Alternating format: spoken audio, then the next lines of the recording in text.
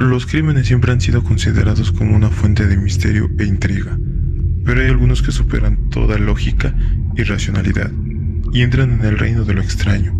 Pero no solo estamos hablando de lo extraño, más bien de lo bizarro, ya que hay innumerables homicidios no resueltos a lo largo de los siglos, y en la peculiar lista de crímenes sin explicación nos encontramos con Jack el Destripador, el asesino del Zodíaco o la Dalia Negra, pero hay otros que podrían servir como trama para películas de ciencia ficción.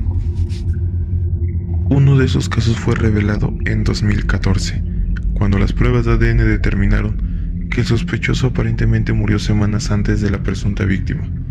Esta es la historia de un asesinato temporal. Esto da inicio cuando una mujer había sido brutalmente asesinada en Londres en 1997 y se había encontrado material biológico bajo sus uñas, posiblemente indicando que podría haber arañado a su atacante justo antes de morir.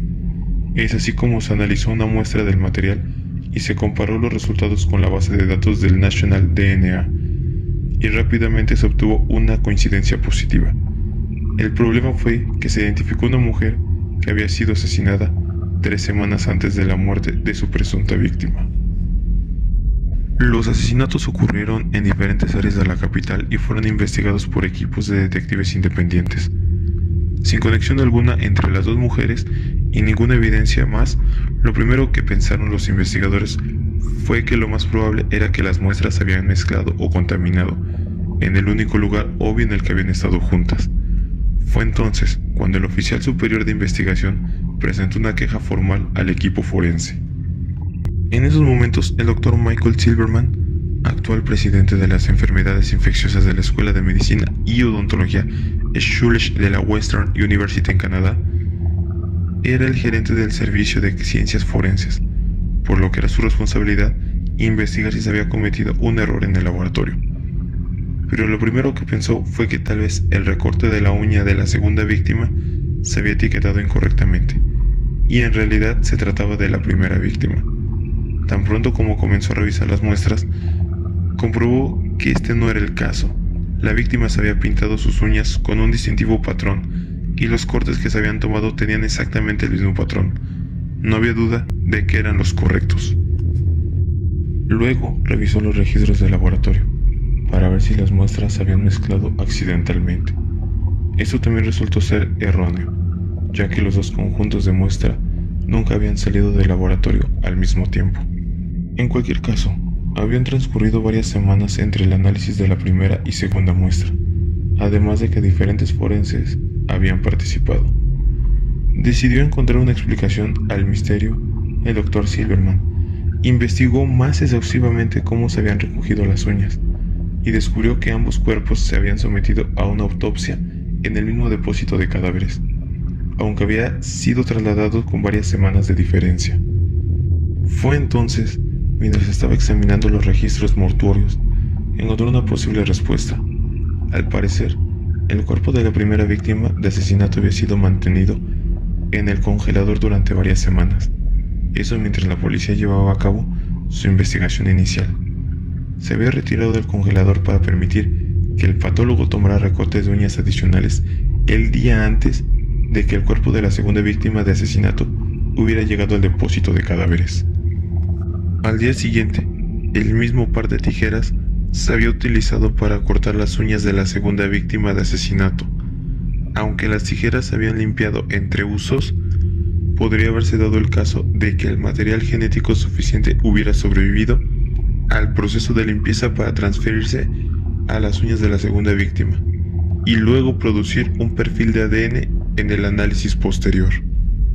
La explicación científica, según explicó el Dr. Silverman, en 1997, cuando se cometió el misterioso asesinato, las pruebas de ADN llevan solo unos años y la tecnología estaba mejorando tan rápidamente que empezaban a ocurrir problemas imprevistos. Solicitó que se analizaran las tijeras usadas para el recorte de uñas del depósito de cadáveres, y descubrió que no solo estaban presentes 2 perfiles de ADN, sino 3 separados.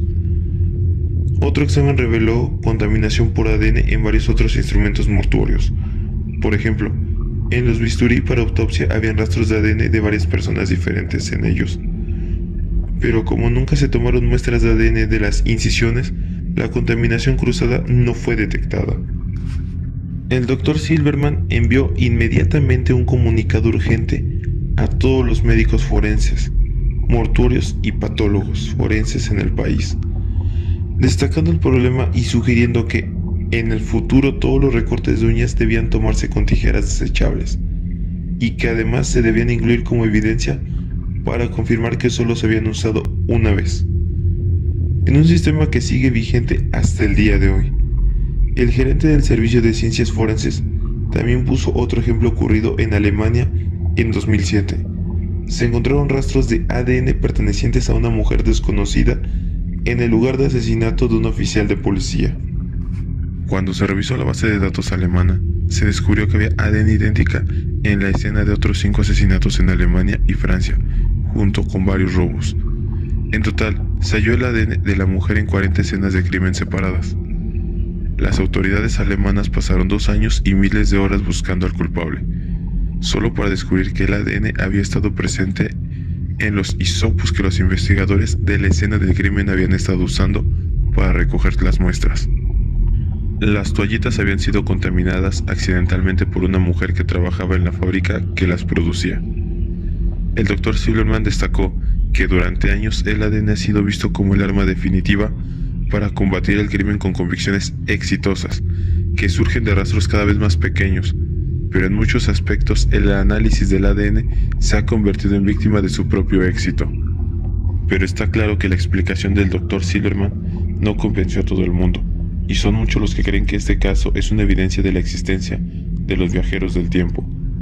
Se basan en que las pruebas no demostraron que había contaminación en las muestras, simplemente que era una posibilidad, pero lo que decidió cambiar los procedimientos. Entonces, este caso formaría parte de otros casos de viajeros en el tiempo. Esto nos demuestra que la evidencia del viaje en el tiempo no es algo que se debe ignorar, no son más que signos evidentes de que existen los viajeros en el tiempo. Déjame en la caja de comentarios cuál es tu perspectiva acerca de los viajeros del tiempo. Suscríbete y dale click a la campanilla. Difunde Pandora.